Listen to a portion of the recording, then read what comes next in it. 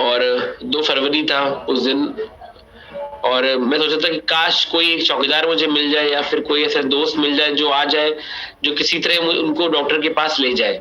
लेकिन कोई भी नहीं था। मैं दौड़-दौड़ के गली में घंटियाँ बजा रहा था कि कोई मोहल्ले में कोई ऐसा मिल जाए, कोई गली में ऐसा जो मेरे पापा को मेरे संग ले जा पाए। लेकिन बहुत देर होती जा रही थी और मैंने सोचा कि इससे पहले कि उनके प्राण निकल जाए, मैं वापस आया घर में अपने, और मैंने उनका सर अपने पैरों पे रखा और मैंने उनसे कहा कि पापा आप परेशान मत होइएगा, मैं अपना गुजारा कर लूंगा अपना। और इस तरह से हालात थे कि उनका जो एक टेस्ट होता था, कोई भी एक टेस्ट होता था 250 रुपए का, 500 रुपए का, तो वो एक टेस्ट कराने में मुझे 1 हफ्ता लग जाता था। और डॉक्टर मेरे पर चिल्लाते थे कि देखो ऐसे लड़के होते हैं जो अपने माँ बाप की सेवा नहीं कर पाते। और उनको नहीं पता होता था कि एक वो 250 रुपए का एक टेस्ट कराने के लिए मेरे पास पैसे नहीं होते थे और 1 हफ्ता लग जाता था, कभी-कभी 2 हफ्ते लग जाते थे जमा करने में। और हमने किसी तरह अपना गुजारा करते हुए पापा को संभाल रहा था। लेकिन आज ये दिन था कि सब कुछ खत्म होने की कगार पे था और उन्हें अपना दम मेरे हाथों में तोड़ दिया। उसके बाद से जिंदगी बहुत खराब हो गई। मैं लगातार टूटता जा रहा था। मैंने किसी तरह उनकी जमीन बुक करी ग्रेवयार्ड में, कब्रिस्तान में। और उसके बाद कुछ टाइम के लिए मैं अपनी बहन के पास चला गया जो मुंबई में रहती थी। और जब मैं वापस आया वहां से तो मेरे घर पे हर चीजों पे मेरे रिश्तेदारों ने कब्जा कर लिया और वो लोग एकदम अजीब व्यवहार करने लगे मेरे साथ में। रोज मारपीट होती थी, रोज मुझे मारते थे।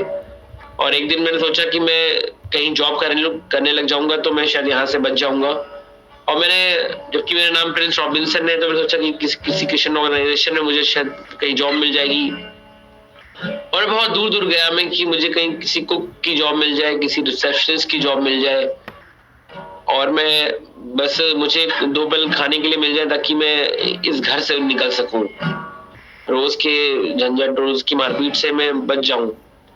और मैं बहुत परेशान हो गया था। और मैंने एक दिन जब मुझे खाना खाते समय मेरे घर वालों ने बहुत बोलना शुरू किया और मैंने सोचा कि आज रात में वापस नहीं आऊंगा मैं घर पे। और मैं उस शहर से बहुत दूर एक जगह पे चला गया जहाँ पे मेरे पापा को कोई नहीं जानते थे, ताकि कोई ऐसा ना बोले कि देखो एक पास्टर के बेटे का क्या हाल हो रहा है। और मैं बहुत दूर शहर से चला गया एक ऐसी जगह पे जहाँ पे मैंने जॉब के लिए ट्राई करना स्टार्ट किया। और मैं घर ढूंढ रहा था कि मुझे रहने के लिए कहीं मिल जाए। तो कभी पार्क में तो कभी स्टेशन पे मैं सोने लगा। और फिर मैंने एक घर देखा जिसमें एक बहुत बुढ़ी आंटी रहती थी। मैंने उनसे कहा कि मैं मुझे जॉब मिल जाएगी बहुत जल्दी, आप मुझे प्लीज रहने के लिए दे दीजिए घर, और मैं जल्दी ही आपको पूरा किराया दे दूंगा, तब तक मैं आपके घर की देखभाल करूंगा, आपकी देखभाल करूंगा। और वो सज्जन लेडी ने मुझे वो घर दे दिया रहने के लिए ऊपर। उन्होंने बोला कि घर तो नहीं है लेकिन छोटा सा स्टोर रूम है। और मेरे लिए वो काफी था क्योंकि वहां पे परेशानियां नहीं थी। तो उसी के पास में स्कूल था जहाँ मैंने अप्लाई किया और मेरा हो गया।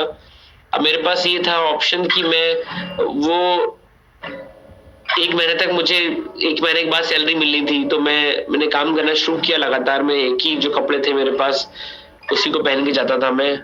बच्चे भी बोलते थे क्लास के कि सर आपकी यूनिफॉर्म है क्या।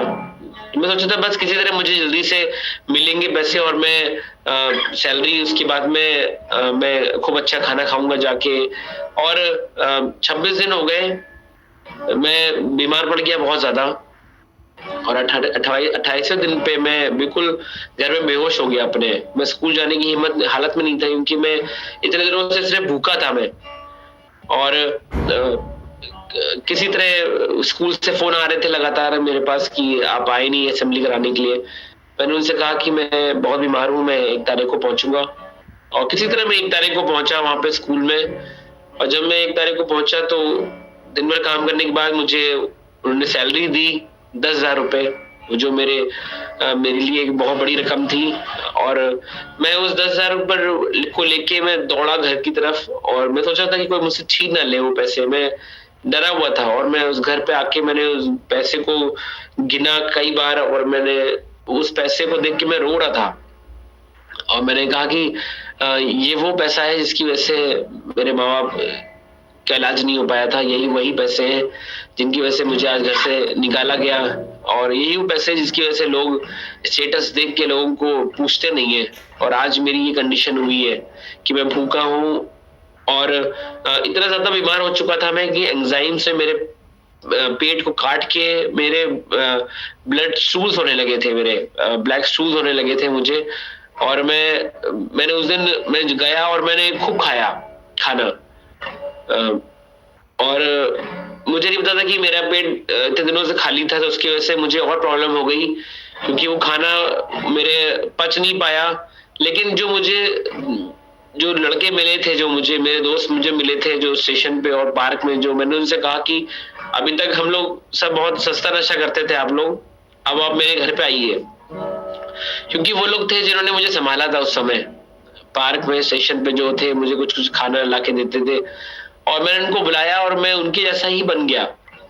मैं उनके जैसा ही काम करने लगा, मैं उनके जैसा ही नशा करने लगा, और मैं अपने एरिया का एक नशा बेचने लगा। मैंने 11-12 के बच्चों को अपने घर बुला के उनको नशा कराया।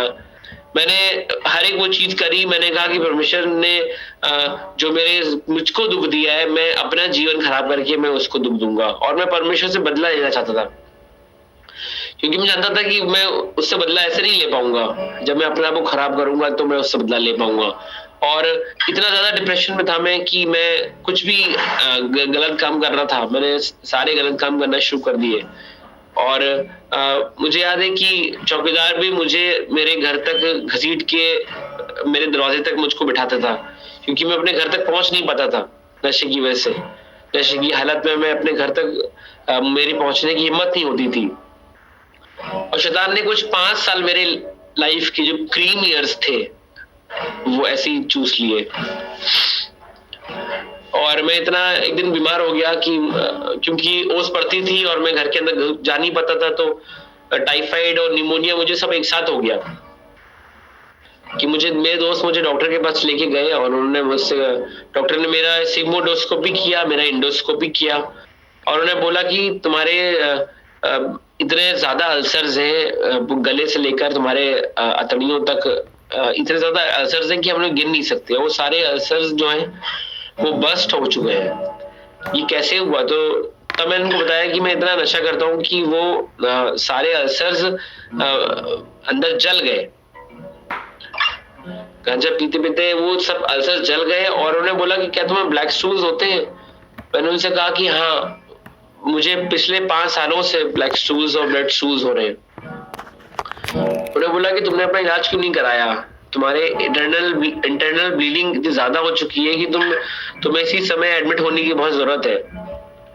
और फिर मैंने सोचा कि जिसके साथ इतना बुरा हो चुका है, अब मरने से भी नाम तो बचा नहीं कुछ भी, और मैं मर भी जाऊंगा तो मुझे कोई पता नहीं चलेगा किसी को। तो मैंने अपने एक दोस्त को एक नंबर दिया, अपने कजिन भाई का, कि कभी अगर मैं मर जाऊं तो मुझे प्लीज उसको बोल देना कि वो मेरी लाश एटलीस्ट लेके जाए।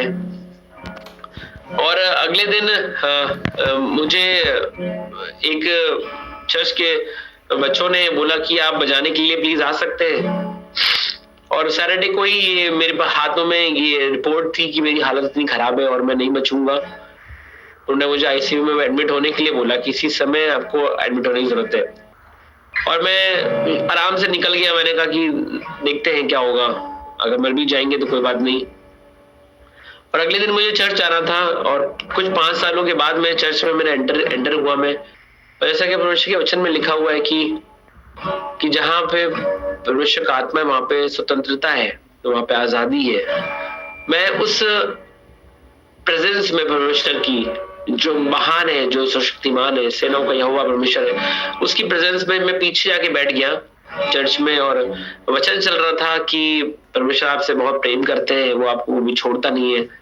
और मैं सोच रहा था कि ये कितनी बकवास की बात है कभी किसी ने मुझे पूछा नहीं, मेरा हाल नहीं पूछा। इतने साल हो गए मेरे पास, मेरा फोन में घंटी नहीं बजी, किसी ने मुझे बुलाया नहीं, किसी ने मुझे पूछा नहीं। और आज सब कह रहे हैं कि परमेश्वर प्यार करता है। मैं वो सुन नहीं पा रहा था, लेकिन मैं परमेश्वर की प्रेजेंस से बैठा हुआ था और मैं फूट फूट के रोने लगा, क्योंकि मैं सुनना नहीं चाहता था वो सब चीजें। और जब मैं रो रहा था तो परमेश्वर ने पवित्र आत्मा ने मुझे जकड़ लिया, पवित्र आत्मा ने जकड़ लिया। और मैंने कहा कि पवित्र आत्मा, अगर परमेश्वर आप सच में मुझसे आज भी प्यार करते हैं और आपकी योजनाएं थी, जबकि मैं चाहता तो था मरना, सुसाइडल केस था, डिप्रेशन में था, नशा कर रहा था, लोगों को बिगाड़ रहा था, लेकिन जब आपको पता चलता है कि आप बस कुछ दिन बाकी आपकी जिंदगी के मरने के, तो तब आपको याद आता है। और मैंने याद करना शुरू किया अपने माँ बाप की उस मिनिस्ट्री को, कि उन्होंने मेरे लिए कैसे प्रार्थना करते थे, रो रो के मेरे लिए। और मैंने परमेश्वर से कहा, प्रभु अगर आप मुझे जिंदगी को, अगर आप सच में मुझसे प्यार करते हैं तो आप मुझे एक मौका और दें। अगर आप सच में मुझसे प्यार करते हैं, मेरे माँ बाप को अपने प्यार किया, उनकी प्रार्थनाएं अगर आपको आज भी याद है, तो आप मुझे चंगाई दीजिए। और मैं आज ये सब कुछ छोड़ने के लिए रेडी हूँ, मैं सब कुछ छोड़ने के लिए रेडी हूँ। और मैं फूट फूट के वहां प्रार्थना कर रहा था। लोग सोच रहे थे कि पीछे वचन चल रहा है और ये क्यों फूट फूट के रो रहा है। और जैसा कि वचन में लिखा हुआ है भजन संहिता 30:11 में, कि उसने मेरे विलाप को नृत्य में बदल दिया। हालेलुया। लिखा है उसने मेरे विलाप को नृत्य में बदल दिया और मुझे आनंद का पटुका पहनाया। उस दिन परमेश्वर से मैंने कहा, परमेश्वर पिता, आज से मैं हर एक चीजों को छोड़ता हूं, आप मेरी जिंदगी को बचाएं। और अगर मैं जिंदा रहा तो मैं जिंदगी भर सिर्फ आपकी सेवा करूंगा। परमेश्वर ने मेरे आंखों के सामने वो जो पर्दा था, जो एक गुस्से का पर्दा था, जो एक बदला लेने का पर्दा था, परमेश्वर ने हटाया कि नहीं, वो मैं नहीं था जिसने तुम्हारे संग ऐसा किया। मैं तो तेरे साथ में हमेशा वैसे ही था जैसा हमेशा से तेरे माँ बाप के साथ में था। परमेश्वर ने वो पर्दा मेरे सामने हटाया कि नहीं, दुनिया ने जो मेरे संग गलत किया, मैंने परमेश्वर को क्यों उसके लिए दोषी ठहराया। परमेश्वर तो मेरे साथ में था, जो मुझे हर एक चीज में संभालता आ रहा था। और वैसा वचन में लिखा है कि उसने मेरे कमर में आनंद का पटुका बांधा। हालेलुया। हमारी कमर में परमेश्वर ने आनंद का पटुका बांधा है, वो जीत का पटुका, जो बताता है कि हमारा परमेश्वर ऑलरेडी जीता हुआ है। वैसा वचन लिखा है कि मैं अपनी कलीसिया, I will build my church. परमेश्वर ने वापस मुझे खड़ा किया। कुछ 1 साल लगी मुझे नॉर्मल होने में। और आपको पता है कि उस दिन से आज तक मैंने अपना कभी टेस्ट नहीं कराया कि मैं ठीक हूं कि नहीं हूं, कि मेरे बचे कि नहीं बचे। और वो 2015 की जो बात है, आज तक मैं जिंदा हूं, परमेश्वर की सेवा कर रहा हूं। और जो 6 साल 5 साल मेरे शैतान ने जो चूस लिए, हम उसका बदला ले रहे हैं और उसका बदला लेते रहेंगे लगातार। और परमेश्वर ने उठा के खड़ा किया। 40 में लिखा कि उसने पाँव को दृढ़ किया और मुझे चट्टान पे खड़ा किया और मुझे एक नया गीत दिया। परमेश्वर हमारा इस योग्य कि आज भी जब हम उसको पुकारते हैं, परमेश्वर हमारी सुनता है। ये गीत जो परमेश्वर हमें देता है लगातार, ये गीत पवित्र आत्मा आपका अधिकार जो है परमेश्वर में, वो बताता है। आज हम जो गीत गाने जा रहे हैं, मैं लास्ट गीत जो हम गाने जा रहे हैं, आजाद हूं। मैं चाहता हूं कि अपने घरों में आजादी का ऐलान करें, अपनी बीमारियों पे, अपने डिप्रेशन पे, अपनी कमी घटी पे और अपनी कमजोरियों पे ऐलान करें कि आप आजाद हैं। क्योंकि परमेश्वर की उपस्थिति में हर एक चीज खुल जाती है। जैसा कि पौलुस सलाह जब वर्शिप कर रहे थे, आराधना कर रहे थे जेल में, तो उनको जेल की परवाह नहीं थी। उनको उस समय उसकी परवाह नहीं थी कि उसके मोटे मोटे जो उनके बेड़ियां थी, उनको परवाह थी अपने परमेश्वर की। आइए हम परमेश्वर को धन्यवाद देते हुए गीत गाएंगे। तू ही है वो जो मुझको छुड़ाता, तू ही है वो जो मुझको संभालता, देखता हूँ मैं जब तेरे क्रूस की ओर, तू ही है वो जो मुझको बचाता। मैं आजाद हूँ, मैं आजाद तेरे लहू से हुआ हूँ। ऐलान कीजिए आज अपनी जगहों पे, मैं आजाद हूँ यीशु के नाम से। मैं आजाद तेरे लहू से हुआ हूँ, तू ही है वो जो मुझको उठाता, तू ही है वो जो मुझको चलाता। देखता मैं जब तेरे क्रूस की ओर, तू ही है वो जो मुझको दौड़ाता। साथ में गाइए मेरे, मैं आजाद हूँ, मैं आजाद तेरे लहू से हुआ हूँ, मैं आजाद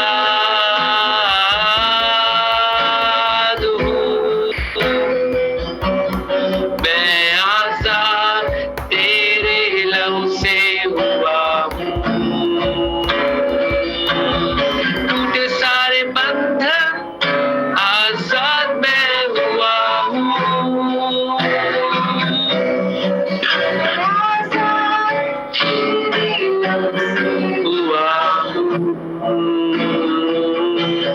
टूटे सारे बंधन आजाद मैं हुआ हूँ, मैं आजाद तेरे लहू से हुआ हूँ, मैं आजाद हूँ, मैं आजाद तेरे लहू से हुआ हूँ। आइए परमेश्वर को धन्यवाद देते हुए जोरदार तालियां बजाएंगे। परमेश्वर से योग्य है हमारा कि वो हर एक चीजों को बदल सकता है। जब भी शैतान को लगता है कि वो जीत गया, परमेश्वर कुछ ऐसा करता है कि वो चीजों को पलट देता है। और आज जब हम यहाँ पे सब जमा हुए हैं, डीपर रूट्स, हम सब जमा हुए हैं कि हम एक साथ उसकी इबादत कर रहे हैं, जश्न मना रहे हैं, तो हाँ, हमारा परमेश्वर इस योग्य है, इस योग्य है। परमेश्वर ने ना सिर्फ की मेरी जिंदगी को ठीक किया वापस, मुझे हर एक चीजों को वापस लौटा दिया। परमेश्वर ने वापस मुझे मैं आराधना करना शुरू किया, परमेश्वर अपना समय बिताना शुरू किया। हर एक उन चीजों को जो परमेश्वर को नाराज करती है, परमेश्वर जो हर एक चीज जो परमेश्वर को नाखुश करती है, वो करना छोड़ दिया और कोशिश करने लगा कि लगातार कि परमेश्वर को कैसे मैं खुश कर सकता हूँ अपने काम से, कैसे उसकी सेवा कर सकता हूँ ज्यादा। और परमेश्वर ने मुझे एक अच्छा परिवार दिया, एक अच्छी पत्नी दी, मेरा एक 2 साल का बेटा है। और जो लोगों ने कभी सोचा नहीं था, हमने अपनी शादी में उन सारे दोस्तों को बुलाया था जो मुझे पार्क में और जो स्टेशन पे मिलते थे, और वो उस दिन विटनेस थे कि प्रिंस भाई की शादी ऐसे हो रही है। उनको विश्वास नहीं हो रहा था, वो लोग खुद कह रहे थे कि हम विटनेस हैं, आज हम गवाह हैं कि हमने आपको किस हालात में देखा है और आज आप यहाँ पे परमेश्वर ने आपको इतना सब कुछ आपके लिए अच्छा कर रहा है। और सच में से ये परमेश्वर कर सकता है सिर्फ। या तो परमेश्वर आपको सभी को बहुत आशीष दे, परमेश्वर में लगातार बढ़ते चले जाए, परमेश्वर के आज्ञाओं को मानने में, उसके संग संगति करने में, अपने पासबान के साथ में कदम से कदम मिलाने में, अपने कलीसिया को उठाने में, उसकी प्रार्थना करने में लगातार बढ़ते चले जाए। परमेश्वर आपको बहुत आशीष दे। हालेलुया। Praise the Lord.